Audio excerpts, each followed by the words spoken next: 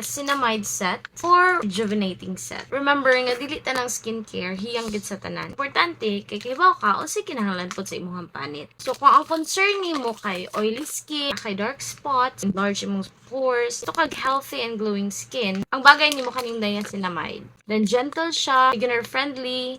Pwede yun guys sa daily skincare routine. Labi na kung nag-start pag yun ka sa skincare. So, sa may content, aning niacinamide set. Make sure to follow the guide. Kaya para kay bawat taon sa'y flow sa imong skincare o sa'y mag-unang sa'y sunod. First one, cleanser. Kinahanglan limpyo yun sa imuhang face. Facial wash, toner, mo rin yung ibutang og gapas niya imong i-rub sa skin. Serum. And last, we have the day cream and the night cream. Nga routine, mas ma-recommend jud kung ana siya sunscreen. Bisag asa nimo siya i-search, maski ChatGPT nimo siya. Moingon gyud si ChatGPT nga it's best to add sunscreen on your skincare routine. Yeah, kung ang imo problema kay more on active pimples, acne marks, or gusto ka mas paspas yung mga skin renewal, Rejuve set ang inimo. I-expect na lang nimo nga na igamay nga peeling para na siya sa renewal process. Sa Korean gani, grabe gyud kuskus sa ilang skin kay para ma-renew mga tangtang ang mga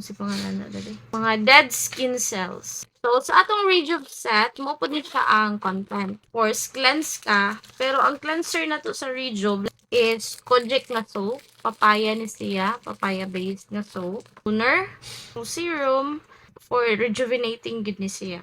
Cream na dayon ka. You have day cream and night cream. Generously gamay ang kaning sa night cream kay ini ka night para mas mustay siya sa imuhang panit.